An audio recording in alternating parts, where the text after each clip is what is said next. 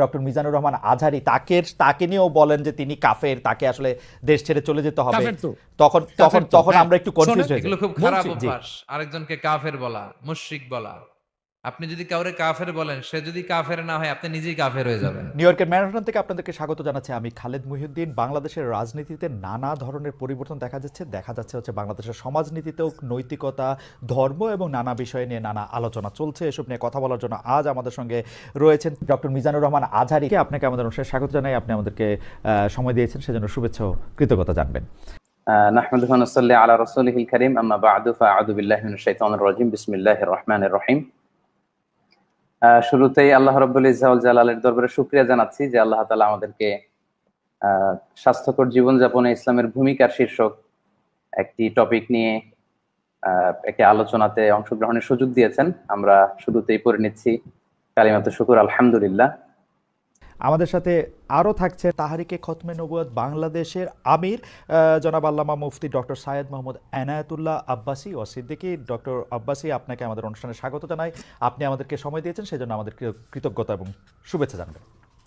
ধন্যবাদ, আপনাকেও স্বাগত জানাচ্ছি এবং দর্শক মন্ডলী যারা আছেন তাদেরকেও অভিনন্দন জ্ঞাপন করছি। Thank you so much. আমি প্রথমেই আপনার কাছে যে বিষয়টি জানতে চাই, আমাদের অনেকগুলি প্রশ্ন রয়েছে, আমরা আপনার কাছ থেকে অনেক কিছু বুঝে নিতে চাই, অনেক কিছুর ইয়াও দিতে চাই।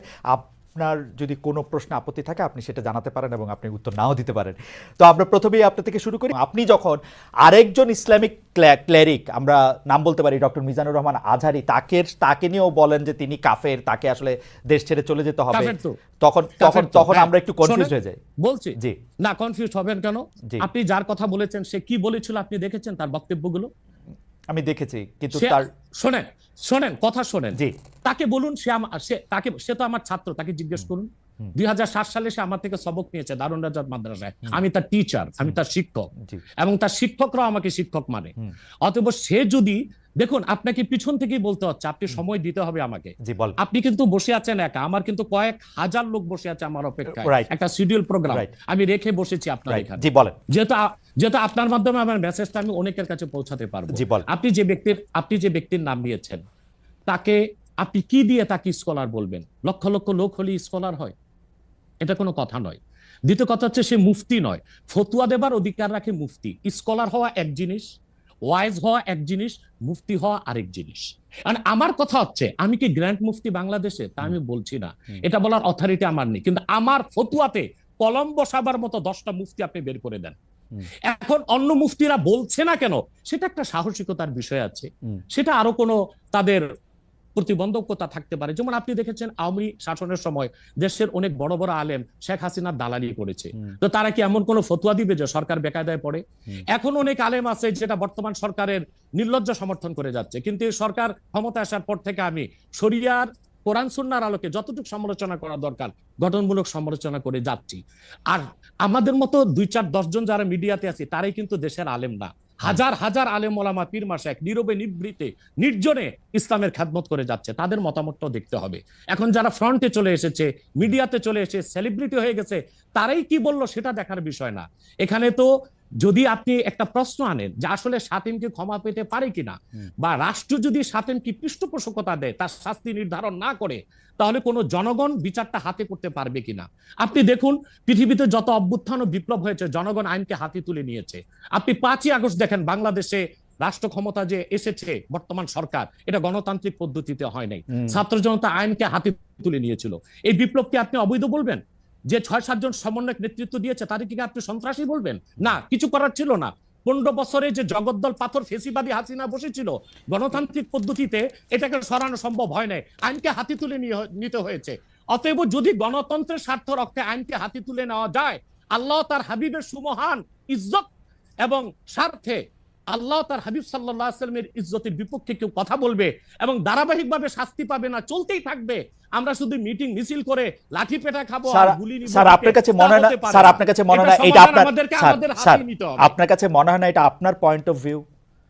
বিকজ আপনি যা বলছেন, হ্যাঁ আপনি এটা ঠিক যে আপনি তো একজন স্কলার, শিক্ষক, পড়াচ্ছেন এবং আপনি গ্র্যান্ড মুফতি না হলেও একজন মুফতি, কিন্তু আমরা ধরেন আমি এখন কথা বললাম হচ্ছে যে বাংলাদেশে কিন্তু এইটাও প্রচলিত যে যারা বলতেছে যে তারা আসলে যা কিছু পরীক্ষিত হাদিস নয়, যা কিছু পরীক্ষিতভাবে কোরআনের ফয়সালা নয়, তারা তা মানতে চান না। ধরা যাক ঈদে মিলাদুন্নবী সম্পর্কে তাদের একটা বয়ান আছে, তাদের আরও অনেক কিছু নিয়ে তাদের একটা বয়ান আছে। তাদের মধ্যে থেকেও কেউ কেউ আছেন যারা মক্কা মদিনায় বড় বড় জায়গায় আলেমের কাজ করতেছেন। আমি আব্দুর রাজ্জাক বিন ইউসুফের কথা বলতে পারি, আরও আপনি জানেন কাদের কথা আমি বলছি। তাদের কেউ কেউ মনে করেন আপনার পথ তো আসলে ঠিক না।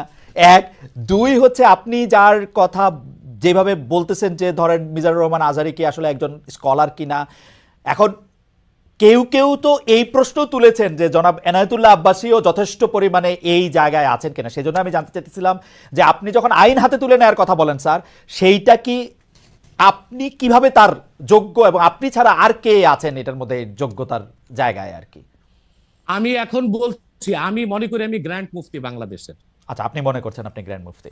ওকে, এবং এটা আমি চ্যালেঞ্জের ওকে ওকে এইটা বললে আমার ফতুয়ার বিপক্ষে আমি শোনেন, আমার ফতুয়ার বিপক্ষে যে যাচ্ছে তাকে আমার সাথে বসান, আপনার প্ল্যাটফর্মে বসান। এক, দ্বিতীয় কথা হচ্ছে ঈদে মিলাদুন্নবী নিয়ে যে আপনি প্রশ্ন করেছেন, ঈদে মিলাদুন্নবী সাল্লাল্লাহু আলাইহি ওয়াসাল্লাম নিয়ে অনেক ডিবেট হয়েছে এবং ঈদে মিলাদুন্নবীর পক্ষে যারা, তারাই বিজয়ী হয়েছে। আর বাংলাদেশে ওলামায়ে দেওবন্দের একটা বিরাট অংশ যারা মূল ধারার, তারা কিন্তু ঈদে মিলাদুন্নবী নিয়ে কখনো বিরোধিতা করে না। কিছু মাত্র স্কলার আছেন যারা কোনোভাবে পারসেজ হয়ে আছেন, তারাই ঈদে মিলাদুন্নবীর বিরোধিতা করে। আমরা বলি মিলাদ যার সিরাত নার তার, মিলাদুন নবী সাল্লাল্লাহু আলাইহি ওয়াসাল্লাম ব্যানারও মাহফিল হতে পারে, সিরাতুন নবী সাল্লাল্লাহু আলাইহি ওয়াসাল্লাম ব্যানারও মাহফিল হতে পারে। এবং আপনি শুনেছেন আজকে 4 বছর যাবত সৌদি সরকার উচ্চ ওলামা পরিষদ ফতোয়া দিয়েছে যে ঈদে মিলাদুন্নবী উপলক্ষে মাহফিল সৌদি আরবে হবে এবং 12 রবিউল আউয়াল তারা রাষ্ট্রীয় ছুটি ঘোষণা করে রেখেছে। এবং বাংলাদেশে বর্তমান সরকারও যথেষ্ট আলেম ওলামা আছেন যারা কওমি ঘরানার এবং দেওবন্দ ঘরানার, যাদেরকে আমরা আহলে হক মনে করে থাকি। এবং আমরা মনে করি জৌনপুর, ফুরফুরা, সারসিনা, আহলে সুন্নাত, আহলে হক একই ধারাতেই চলে আসছে। তারাও কিন্তু ইসলামিক ফাউন্ডেশনের দায়িত্বে আছে এবং তারা কিন্তু এবারও ঈদে মিলাদুন্নবী ব্যানারে প্রোগ্রাম করেছে এবং আমি সেখানে অংশগ্রহণ করেছিলাম একদিন। অতএব বিচ্ছিন্নভাবে কে কি ঈদে মিলাদুন্নবীর বিরোধিতা করলো, আব্দুর রাজ্জাক সাহেবের নাম বলেছেন, ওনাকেই বসান আমার সাথে কথা বলি, সংলাপ হতে তো কোনো দোষ নাই। ওকে, বা আপনি আরো যাদের কথা বলেছেন তাদেরকে বসান আমাদের সাথে। আচ্ছা, আমার এখানে একটা সম্পূরক জাস্ট প্রশ্ন আছে আইনের ব্যাপারে। যেহেতু তেহরিকে খতমে নবুয়তের শাখা যুক্তরাজ্যেও আছে, এখানেও আছে, আপনি একইভাবে এই কথা বা ভারতের পশ্চিমবঙ্গের কথা বলেছেন, এইখানে যেটা বলছেন সেটা কি যুক্তরাজ্য এবং ভারতের পশ্চিমবঙ্গের জন্য প্রযোজ্য? যুক্তরাজ্যেও যদি কেউ এই ধরনের কথা বলে তাকেও কি আপনি এরকম একটা কথা বলবেন বা বলতে পারবেন? জি জি বলবো। আমি যুক্তরাজ্যে যে সাফার করে এসেছি সেটা শোনেন আগে। 2 বছর আগে আমি যুক্তরাজ্যে গিয়েছিলাম। আমার 7টা প্রোগ্রাম ছিল। 4টা প্রোগ্রাম করতে পেরেছি, 3টা প্রোগ্রাম আমি করতে পারিনি। এবং সেখানে আমার বিরোধিতা করেছিল নাইজেল ফারাজ। আপনি জানেন তাকে, সিএনএন নিউজ প্রেজেন্টার, এবং সে ব্রেক্সিট আন্দোলনের হোতা ছিল এবং সে ব্রিটিশ পার্লামেন্টে মেম্বার ছিল। আমার যেদিন সেন্ট্রাল লন্ডনে প্রোগ্রাম ছিল, নাইজেল ফারাজ লং মার্চের ঘোষণা দিয়েছিল এবং আমি সেখানে যেতে পারি নাই। কেন? নাইজেল ফারাজ 23টা প্রতিবেদন করেছিল আমার বিপক্ষে। তার মধ্যে উল্লেখযোগ্য ছিল যে আমি মুরতাদের শাস্তি মৃত্যুদণ্ড চাই। বাট ব্রিটিশ পুলিশ আমাকে অ্যারেস্ট করেনি এবং ব্রিটিশ পুলিশ আমাকে শুধু প্রোগ্রাম করতে দেয়নি সহিংসতা বেশের জন্য। কিন্তু আমি রানীকে গালি দিয়েছি, সেটাও সেখানে তুলে ধরা হয়েছে। আমি রানীকে গালি দেওয়া যায় ইংল্যান্ডে? মুরতাদের শাস্তি মৃত্যুদণ্ড চেয়েছি, সেইটা 23টা প্রতিবেদন করে আমার এই বক্তব্য ফতোয়াগুলো সেখানে লন্ডনে দেখানো হয়েছে। আমি বাংলাদেশে যে চরিত্র, লন্ডনে সেই চরিত্র, পশ্চিম বাংলায় সেই চরিত্র। ওকে, আমি এইবার একটু, আপনি যেহেতু মুফতি এবং নিজেকে পরিচয় দিলেন গ্র্যান্ড মুফতি, আমি একটা বিষয় একটু আপনাকে একটা বিষয় একটু আপনার দৃষ্টি আকর্ষণ করতে চাই। সেটি হচ্ছে যে আপনি মানে আপনার কাছ থেকে বুঝে নিতে চাই স্যার, যে যদিও আপনি আসলেই আমার চেয়ে বয়সে ছোট, কিন্তু আসলে বিদ্যায়, বুদ্ধিতে, শিক্ষায়, অনেক কিছুতে মানে জ্ঞানে আপনি আমার চেয়ে বড় বলে আপনাকে স্যার সম্বোধন করছি আমি। না, আপনি বলেছেন যে মসজিদে গিয়ে নারীদের জন্য বা মহিলাদের জন্য জামাতে নামাজ আদায় করা মাকরু। কিন্তু আমি আপনার এই বক্তব্যটার পরিপ্রেক্ষিতে আমি দেখতে পাচ্ছি যে এটা তো বরং মাকরু নয়, কেউ কেউ এটাকে মুস্তাহাব বা এনকারেজ বলতে চান। অনেকে উদাহরণ দিচ্ছেন আয়েশা, যিনি প্রফেটের স্ত্রী ছিলেন, রাদিয়াল্লাহু আনহা, আয়েশা রাদিয়াল্লাহু আনহা, উনি ইমামতি করে মেয়েদের নামাজ পড়িয়েছেন। এবং যে জায়গায় আপনি এটা মুকরু বলছেন, ওই জায়গায় কেউ মুস্তাহাব বলতে গিয়ে আপনার বক্তব্যের বিরোধিতা করছেন। এটা নিয়ে আপনি যদি আমাদের একটু বলেন। এটা আমি চ্যালেঞ্জ করছি, ওপেন চ্যালেঞ্জ। আম্মা জান আয়েশা রাদিয়াল্লাহু তাআলা আনহা কখনো ইমামতি করেননি, বরং জাকওয়ান ইমামতি করেছিল, পিছনে তিনি নামাজ পড়েছিলেন। সেটা ফরজ নামাজ ছিল না, তারাবিয়ার নামাজ। আপনাকে যে তথ্য দিয়েছে সে ভুল তথ্য দিয়েছে। ওকে, সেটা মেয়েদের নামাজ পড়াটা মুস্তাহাব কিনা? হ্যাঁ, এক। দ্বিতীয় হচ্ছে আল্লাহর হাবিব সাল্লাল্লাহু আলাইহি ওয়াসাল্লামের নূরের জামানায় মসজিদ নববীতে মহিলাদেরকে অ্যালাউ করা হতো, তারা নামাজে আসতেন। কিন্তু আল্লাহর হাবিব সাল্লাল্লাহু আলাইহি ওয়াসাল্লাম মহিলাদেরকে নিরুৎসাহিত করেছিলেন, নিষেধ করেন নাই। কারণ মহিলাদেরও দিন শেখা বাকি ছিল এবং আল্লাহর হাবিব সাল্লাল্লাহু আলাইহি ওয়াসাল্লামের কাছে ওহী আসতো, সেজন্য মহিলাদের নিষেধ করা হতো না, তারা মসজিদে আসতেন। হযরত ওমর রাদিয়াল্লাহু তাআলা আনহু তার খেলাফতের সময় বলেছেন মহিলাদের জন্য ঘরেই নামাজ পড়াটা উত্তম। তখন প্রচুর পরিমাণ সাহাবী উপস্থিত ছিলেন, তারা হযরত ওমরের এই কাজে কেউ বাধা দেননি। সেজন্য মহিলাদের মসজিদে আসাটা হারাম নয়, মাকরু বলা হয়েছে জামাতে আসা। কারণ আম্মাজান আয়েশা রাদিয়াল্লাহু তাআলা আনহা নিজেও বলেছিলেন যে বর্তমানে মানে ১৫০০ বছর আগেই আম্মাজান আয়েশা বলেছেন যে এখন মহিলাদের মসজিদে না আসাই উচিত ফিতনার এই সময়। তো ১৫০০ বছর আগে যদি ফিতনার আশঙ্কা করে আম্মাজান আয়েশা মসজিদ নববীতে মহিলাদের আসাটাকে নিরুৎসাহিত করে থাকেন, তাহলে হযরত ওমর রাদিয়াল্লাহু তাআলা আনহুর সিদ্ধান্তটা সঠিক ছিল। আর বর্তমান যুগে সেটা আমরাও নিরুৎসাহিত করি, এজন্যই মাকরু বলি। মাকরু মানে হারাম নয়, খুব কঠিনভাবে নিষিদ্ধ নয়, জাস্ট নিরুৎসাহিত করা। আপনি মাকরু ফতোয়াটা কোথায় পেলেন? আর আপনি যে বলছেন যে কোথায় পেলাম বলছি, আনহা এটা পড়েন নাই, কিন্তু আমি এখন যেটা দেখতে পাচ্ছি যে women praying in congregation among themselves, এটা মাদিনা বলে একটা পিরিয়ডিক্যালস বাইরে হয় মাদিনা ইউনিভার্সিটি থেকে, সেইখান থেকে একজন বলতেছেন যে এটা পড়ছেন। আমি তো এটা সত্য বিচার করতে পারবো না। আয়েশা রাদিয়াল্লাহু তাআলা আনহা ইমামতি করেননি, তিনি জাকওয়ান ওনার খাদেমের পিছনে নামাজ পড়েছেন। ওকে, সেটা ফরজ নামাজ ছিল না, তারাবিহের নামাজ ছিল। জি, এটা বুখারী শরীফের হাদিস। আমাকে সময় দিলেন বের করে দিব। আচ্ছা ঠিক আছে, আপনি কি এইটা একটু বলবেন যে মাকরুটা আপনি কোথায় পেলেন? এটা হানাফিদের সর্বসম্মত মত। হানাফিদের সর্বসম্মত মত যে মেয়েদের মসজিদে গিয়ে নামাজ পড়াটা মাকরু। জামাতে হজের সময় ওটা ভিন্ন বিষয়, ওইটা ভিন্ন হজটা তো বিষয়। ফরজ, হজটা ফরজ এবং সেখানে নামাজ আদায় করা, ওই সময় মেয়েরা জামাত আদায় করতেছে, একেবারে ওইটা ওরা করতে পারবে, কিন্তু পরে আর এমনিতে নরমালি আর পারবে না। পারবে না মানে বললাম তো নিরুৎসাহিত করা হয়েছে, তারা ঘরে পড়বে, ঘরে পড়াটাই উত্তম। এটা যদি মাকরু হইতো তাহলে কি হজের সময় এটা পড়াটা জায়েজ থাকতো? না, স্থানকাল ভেদে পার্থক্য আছে না। আপনি এখন তো আজকে আগামীকাল দুপুরে আপনি পানাহার করতে পারবেন, কিন্তু পহেলা রোজায় দুপুরে পানাহার করতে পারবেন? সেটা তো হারাম হয়ে যাবে না? স্থানকাল পাত্র বেশে হুকুমটা ভিন্ন হবে না? হবে, কিন্তু যেটা হজে পারমিটেড, যেটা হজের মাঠে পারমিটেড, সেটা আর পৃথিবীর কোথাও মাকরু হইতে পারে? হজটা কি? হজটা হচ্ছে কাবাগরে যেতে হবে, পুরুষকেও যেতে হবে, মহিলাকেও যেতে হবে, কাবাগর একটাই, সেজন্য সেখানে সেটা ছাড় আছে। কিন্তু মসজিদ পৃথিবীতে একটা না, মহিলারা ঘরে নামাজ পড়তে পারবে। হ্যাঁ, তারপর আমরা এটা বলে থাকি, যেমন কোন মহিলা ঢাকা গেল শপিং করার জন্য, এখন নামাজের সময় হলো, সে বাড়িতে আসতে নামাজ কাজা হয়ে যাবে, সে বাইতুল মোকাররম যে নামাজ পড়ে নিক, মহিলাদের জন্য যদি সুব্যবস্থা থেকে পড়তে পারবে। মাকরুটাকে আপনি খুব বড় করে দেখার প্রয়োজন নাই। এই যে আপনার মাথায় টুপি নাই, এটাও কিন্তু মাকরু স্যার, যেটা মাথায় বসাও মাকরু, রাইট। যেটা কিন্তু তাই বলে তো আপনাকে আমি গুনাহগার বলতে পারছি না, পারেন না বলতে, অসুবিধা নাই। স্যার, আমি যেটা বলতে চাইতেছি, এমন কোন কাজ কি আছে যেটা কাবাগারে করা যায়, অন্য যে কোনো জায়গায় আরেকটা মাকরু হিসেবে বিবেচিত হবে? আর কোন কাজ কি এরকম আছে? বোঝার জন্য জানতে চাইতেছি স্যার। হ্যাঁ, বোঝার জন্য বলতেছি। যেমন কাবাগারে উপস্থিত হলে ওযু অবস্থায় যেতে হবে, অন্য কোনো জায়গায় গেলে ওযু অবস্থা লাগবে না। কেউ যদি হজ করতে ইহরাম বাঁধে, স্ত্রীর সহবাস তার জন্য হারাম যতদিন কাবাগারে, না, যেটা কাবাগারে করা যায় সেটা অন্য কোথাও হারাম আছে কিনা? কাবাগর, হ্যাঁ হারাম আছে। যেমন কাবাগর তোয়াফ করা হচ্ছে ফরজ, হজের একটা ফরজ, কিন্তু পৃথিবীর অন্য কোনো ঘর কোনো জায়গায় তোয়াফ করা যায় না, সেখানে যেটা যে অন্য জায়গায় যায় না। মানে যেহেতু কাবাগর তোয়াফ করা যায়, মানে কাবাগর শুধু তোয়াফের জায়গা, কাবাগর তোয়াফ করা ফরজ, কিন্তু পৃথিবীর অন্য কোনো মসজিদ বা আল্লাহর ওলির কোনো কবর বা মাজার তো তোয়াফ করা যাবে না, সেটা তো শিরক। আচ্ছা, তাহলে স্থানকাল পাত্র ভেদে এবং সময়ের ভিন্নতার কারণে হুকুম পরিবর্তন হয়। যেমন আমি আপনাকে একটা উদাহরণ দিয়েছি, আগামীকাল আপনাকে দুপুরে খেতে হবে, সেটা খাওয়া আপনার জন্য সওয়াবের কাজ। আল্লাহ বলেছেন কুলু ওয়াশরাবু, খাও পান করো, কিন্তু ঠিক পহেলা রোজার দিন দুপুরে আপনি খেতে পারবেন না, সেটা হারাম। অথবা মাকরুর বিষয়টাও স্থানকাল পাত্র ভেদে তো পরিবর্তন হবে। লাস্ট কোশ্চেন এই সিরিজে জাস্ট বোঝার জন্য, আমাদের অনেক দর্শক জানাচ্ছেন যে সৌদি আরব সহ ইসলামী বিশ্বের অনেক দুনিয়ায় মেয়েদের জামাতে নামাজ পড়ার ব্যবস্থা মসজিদে আছে, তাহলে সেই ব্যাপারটা কি মাকরু কিনা এবং তাদের শরিয়া বোর্ড সেইটাকে আসলে পরীক্ষা করছে কিনা? আবার বলেন তো প্রশ্নটা। এমন অনেক মুসলিম দেশ আছে, সৌদি আরব সহ, আরব দেশ সহ, যেখানে জামাতে মেয়েদের নামাজ পড়ার ব্যবস্থা আছে। বিশেষ করে রমজানের সময় তো তারাবির নামাজের ক্ষেত্রে মেয়েরা অনেকেই যান, তো সেই ক্ষেত্রে তারা এই মাকরুর ব্যাপারটা অবগত কিনা, তাদের শরিয়া ব্যাপারটার দিকে নজর রাখছে কিনা? আপনি হয়তো বা ভুলে গেছেন আমার উত্তরটা, হানাফি মাযহাব মতে মাকরু। আমরা যেহেতু আচ্ছা। মাযহাব হানাফি মানি এই জন্য মাকরু, কিন্তু সৌদি আরবে হানাফি মাযহাব না, হাম্বলি মাযহাব, আচ্ছা। সেখানে মাকরু না। আচ্ছা, মানে হানাফি মাযহাব মতে মাকরু। ওকে, আমি পরের আপনার আপনার বক্তব্যটা নিশ্চয়ই অন্য আলেমরাও শুনেছেন, তারা তাদের মতো করে তারা ব্যাপারটা বিবেচনা করে দেখবেন। আমরা এটা শুনলাম। এইবার নেক্সট প্রসঙ্গে বা প্রশ্নে আসি। আপনাকে আপনাকে নারীদের নামাজের ব্যাপারে একটা হাদিস শোনায় দিচ্ছি, জি, সহিহ বলুন। মুসলিম। জি। সহিহ মুসলিম জি। হাদিস নাম্বার 1027। হুম।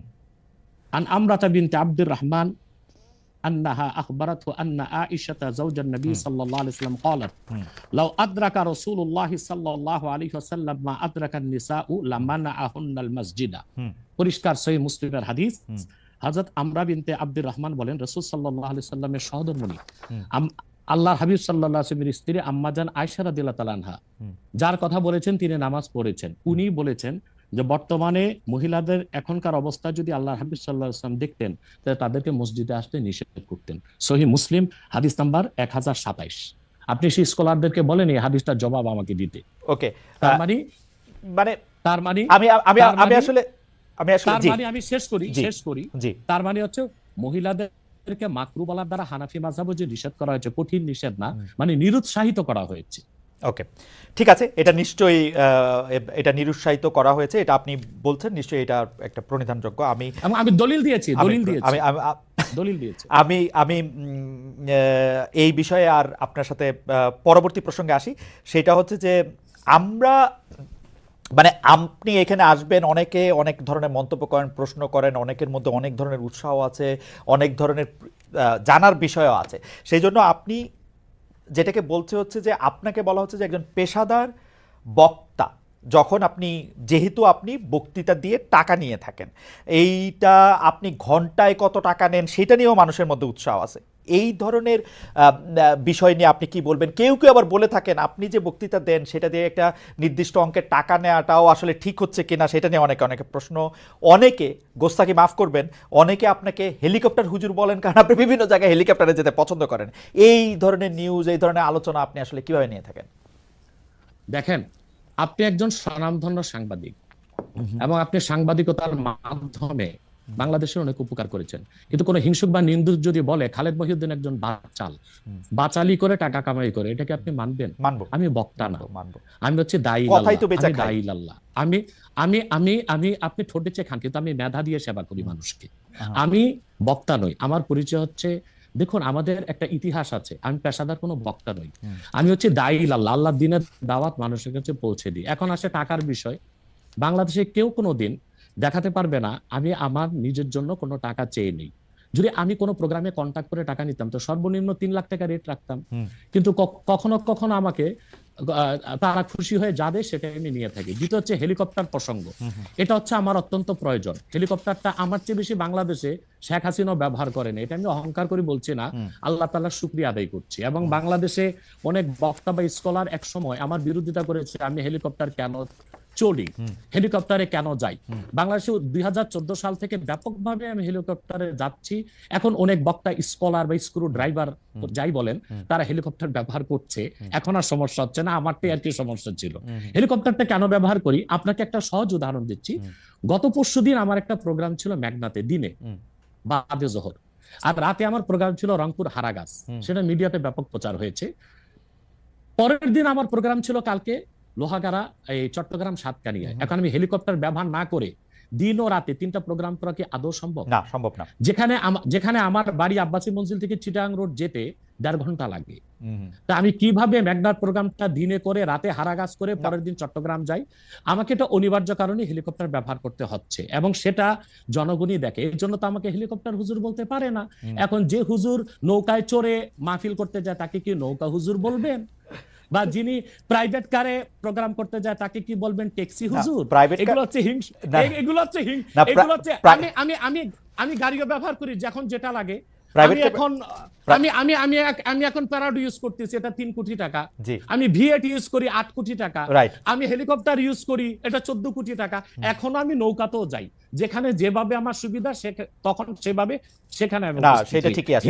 আমি কিন্তু মনে করি যে এখন হিংসুক বা নিন্দুকরা কি বললো সেটা তো আপনার মতো শিক্ষিত না মানুষ সেটা না ঠিক আছে, ভাই। না না না না, আমি কিন্তু মনে করি যে আপনাকে যত ব্যস্ত থাকতে হয়, আপনি যদি পথে এর মধ্যে থেকে আপনার দিনের একটা বড় অংশ আপনি ব্যয় করেন, এটা আপনার জন্য এটা আসলে কোনোভাবেই এটা মানে এটা কেউই এটা করবে না। আমার কাছে মনে হয় যে আপনার ব্যস্ততার জায়গা থেকে আপনার এটা করতেই হবে। কিন্তু আমার যে প্রশ্ন ছিল যে আপনি এর জন্য নিজেকে একজন প্রফেশনাল স্পিকার মনে করেন কিনা, আপনি মনে করেন কিনা যে আপনি যে বিভিন্ন জায়গায় বক্তৃতা দিতে যাচ্ছেন এবং আপনার যে একটা অসম্ভব চাহিদা বিভিন্ন জায়গায়, আজকে এখানে কালকে সেখানে সেখানে, সেইটা আপনার আয়ের একটা বড় উৎস কিনা? দেখুন, এটা ছাড়া আমার আয়ের ব্যবস্থা ছিল। আমাদের যে বাংলাদেশে আমাদের যে আধ্যাত্মিক ঘরানার আমরা সন্তান, আপনি জানেন আমাদের বংশের মুরব্বী শাহ কারামত আলী জনপুর রহমতুল্লাহ, তাকে বলা হয় বাংলাদেশের আধ্যাত্মিক জনক। টু নেশন থিওরির ভিত্তিতে দেশ স্বাধীন হয়েছে এবং ডব্লিউ হান্টার তার বইতে উল্লেখ করেছে, এনসাইক্লোপিডিয়া অফ ব্রিটানিকাতে এসেছে, ইসলামিক ফাউন্ডেশন বিশ্বকোষে এসেছে, কারামত আলী জনপুর রহমতুল্লাহর হাতে 2 কোটি লোক মুসলমান হয়েছে। ওনার কারণেই পরবর্তীতে দেশটা স্বাধীন হয়েছে। উনি ইন্তেকাল করেছেন 154 বছর আগে। আমি ওনার সিলসিলায়, ওনার বংশের আমরা জোনপুরি পীর সাহেব বলে খ্যাত। আমি যদি অন্য পীরদের মতো আব্বাসী মঞ্জিলে বসে পিরি মুরিদি করে যেতাম, তাহলে আমার কোটি কোটি টাকা বছরে আসতো। মূলত আমার হচ্ছে দিনের দাওয়াত দেওয়াটাই আমার মূল কাজ। তারপর জনগণ যেটা খুশি হয়ে আমাকে সম্মান করে, সেটা আমার জন্য যথেষ্ট। আপনি কি আব্বাসী, এটা আমার পেশা নয়, Okay. এটা নেশা। আপনি কি আব্বাসী মঞ্জিলে আর জি। এখন বসেন না, মানে ওই সিলসিলা কি আপনি বসি বলেন? বসি But- বসি but- বসি, কিন্তু- কিন্তু কিন্তু- মূল হাইলাইটস করা হচ্ছে দাওয়াতের কাজকে। আপনার- আমি দাওয়াতি কাজে ব্যস্ত আপনার থাকি। মূল, আপনি ইচ্ছা করলে হইতেই পারতেন, কারণ আমরা জৌনপুরের পীর সাহেবদের সম্পর্কে আমরা অবগত, তাদের অনেক ফলোয়ার আছে। আরেকটা কথা বলি জি, আপনাকে, জি, আরেকটা কথা বলি। আমি এখনো দিনরাত জেগে আমার ছাত্রদেরকে পড়াই। আমি Okay. বুখারী শরীফ প্রথম খণ্ড আমার ছাত্রদেরকে পড়াই। তো শুধু মাদ্রাসায় পড়িও আমি কয়েক লাখ টাকা কামাই করতে পারতাম, বই লেখক কামাই করতে পারতাম, কিন্তু আমি মনে করি তৃণমূল পর্যায়ে আল্লাহর কোরআনের দাওয়াত পৌঁছে দেওয়ার জন্য ওয়াজ মাহফিলের কোনো বিকল্প নেই। রাইট, সেই জন্য এটা আমার পেশা নয়, এটা আমার নেশা। এটা আপনার নেশা, কিন্তু আপনি অন্যগুলি যেগুলি আপনি অর্থকরী দিতে পারতেন সেগুলি তো আপনি নেন নাই, আপনি নিছেন হচ্ছে দিনের নিচ্ছি, দাওয়াতের নিচ্ছি, জায়গাটাকে, টাইমটাকে, নিচ্ছি। সেই ওগুলো নিচ্ছি, ওগুলি কিন্তু আপনি ঠিক টাকার জন্য আপনি ব্যবহার করছেন না। আয়ের ব্যবস্থা নয়। রাইট, সেই জন্য আমরা আপনাকে একজন পেশাদার মানে বা প্রফেশনাল রিলিজিয়াস স্পিকার এরকম বলতে পারি কিনা, সেইটাই ছিল আর কি আমাদের প্রশ্ন। না, পেশাদার আচ্ছা, বলতে পারি। পেশাদার বলতে